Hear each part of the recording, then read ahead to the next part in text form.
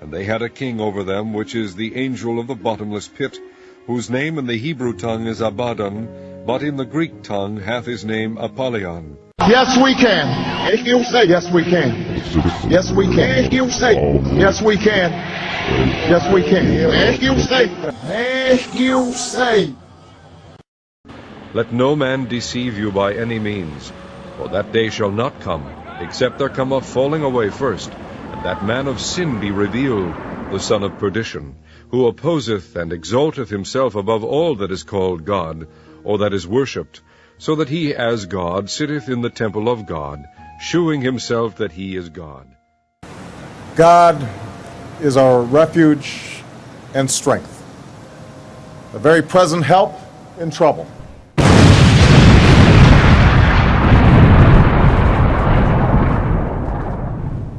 Therefore, we will not fear, even though the earth be removed, and though the mountains be carried into the midst of the sea.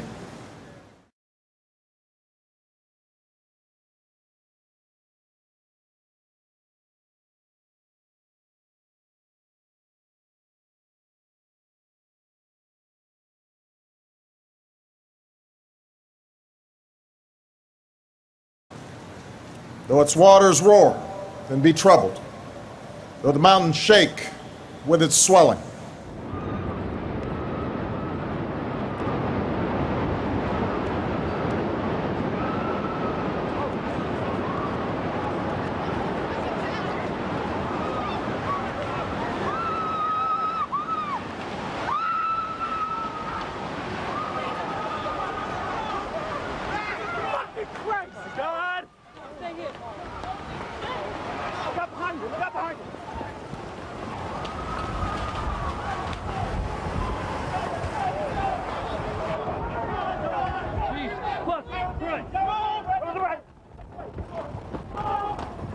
There is a river whose streams shall make glad the city of God, the holy place of the tabernacle of the Most High.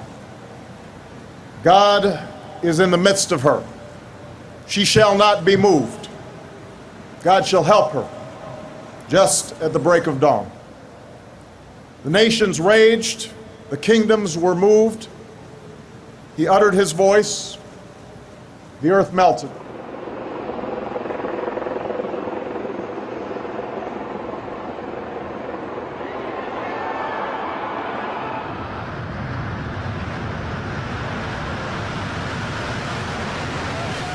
The Lord of hosts is with us. The God of Jacob is our refuge. Come behold the works of the Lord, who has made desolations in the earth.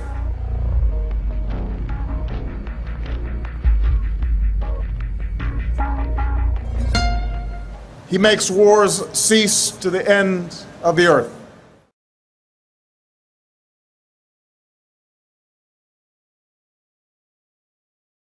He breaks the bow and cuts the spear in two.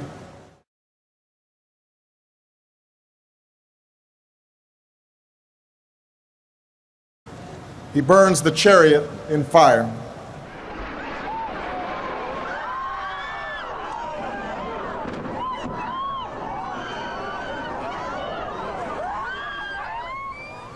Be still and know that I am God. I will be exalted among the nations.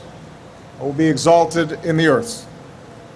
The Lord of hosts is with us. The God of Jacob is our refuge. And he opened his mouth in blasphemy against God, to blaspheme his name, and his tabernacle, and them that dwell in heaven. And he doeth great wonders, so that he maketh fire come down from heaven on the earth in the sight of men, and deceiveth them that dwell on the earth by the means of those miracles which he had power to do in the sight of the beast. And he had power to give life unto the image of the beast, that the image of the beast should both speak, and cause that as many as would not worship the image of the beast should be killed. And he causeth all, both small and great, rich and poor, free and bond, to receive a mark in their right hand, or in their foreheads, and that no man might buy or sell save he that had the mark, or the name of the beast, or the number of his name. Thought it was bad that members of Congress voted for or against the 2,800-page health care bill without reading it. Wait until you hear this one. The regulations tacked onto the health care bill are stacking up literally, and no one who voted for or has written even one page of that regulations. 828 pages of new regulations written by HHS workers released in just one day. That now brings the total to a staggering 20,000 plus pages. And there are more regulations coming. Does anyone really know what is in all that paperwork? The Hill's Elise Vivek joins us. Elise, if you went to the Senate Minority Leader's office, and I know you did, and took your picture by the stack of those regulations, you're 5'5", is that right? 5'5", and I was wearing 3-inch heels, so take that into account. So behind you in that picture, those are 20,000 regulations that have been added onto the 2,800-page bill. That's right. 20,000 pages stacked up in the corner right off the rotunda of the Capitol is getting a lot of attention today. All right. Have you seen any members of Congress? They didn't write those, right? No member of our Senate, House, or Senate wrote that? No, they didn't. And you didn't see anybody reading those, right? No, they didn't. All right. Well, who wrote those 20,000 pages of regulations that have been added onto the 2,800-page bill? That would be our federal regulators. That's their job. And to be honest, Greta, I mean, we know that this would be the case with any bill. This is the way the sausage is made. The stacks of paper are going to be huge, and nobody denies that this is a really big healthcare overhaul. I guess the problem that I always have, though, is that we elect these officials, and this is so monumental, healthcare. And I was always troubled by the fact that people voted for something that they'd never read. I mean, fundamentally, that seemed like, how would you know if it was good enough if you hadn't even read it? But on top of that, now we have 20,000 pages of regulations tacked onto this bill by people we didn't even vote to who didn't read it. That's right. Well, I mean, it's a very complicated bill. It really does overhaul many, many parts of the healthcare system, and so they needed to draft tons and tons of regulations in order to make it work. I guess the good news is the people who are going to have to deal with this are mainly insurance actuaries, they're state insurance commissioners, they're the insurance companies, they're people who are, professionally made to do this. The problem is that it should be, this stuff should preferably be simple so people can understand it, and people should read it who are responsible for it. Right. Fundamentally, I mean, you'd think. You would think, and if people want to go read it, they can. I certainly have to read it in my job, and it's hard to pick through. I think if people really applied themselves, they probably could read it, but it's definitely complicated. All right, let me ask you about the regulation, the mandate. Any news on the mandate? We do know what the penalties are going to look like if you don't obey the mandate. Starting next year, it's going to be about $100 if you don't carry insurance.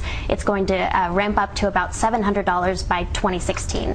And so that's definitely a big increase over a couple of years for people who aren't carrying health insurance. This is the big part of the new healthcare law. People are required to carry insurance. All right, if you're going to game the system, then you're probably better off not buying the mandate in the first year, because $100 if you get caught, that's the penalty. I mean, that's what people are saying. It's not strong enough to induce people to enter the healthcare system in the first year, and so it might be a little bit of a rocky transition. A lot of people might choose to pay that $100 instead of buy insurance. And of course, we have, I think, existing in this bill is that if you have a pre-existing problem, you can always get insurance, today or tomorrow or the next day, so that you can go out and buy it, so you don't have to worry about getting caught for not paying the mandate. That's right. And so health insurers have been making the case that the Obama administration needs to make these penalties even stronger to induce people to enter the system and make sure that everything works okay.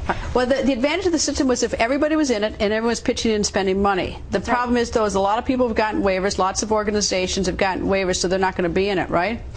We don't know yet. We really don't know exactly how it's going to work out. I mean, it's true that there have been a lot of waivers, but I think we're going to have to wait and see until next year when most of the law's provisions take effect and we see whether or not the system works. I mean, really, there's so much that's going to happen. There's going to be so much in flux, and we're just going to have to wait and see. Does anybody know what's going to happen? No, I don't think they do. I really don't think they do. I mean, that's what's so mystifying about this whole thing, is that we have this enormous bill within 20,000 pages of regulations. Nobody knows how it's going to have whether it's going to have an impact. Nobody even knows the economic impact. Well, a lot of people, we have to remember, are welcoming this bill. I mean, that image of the huge stack of regulations is going to be a welcome sight to some people.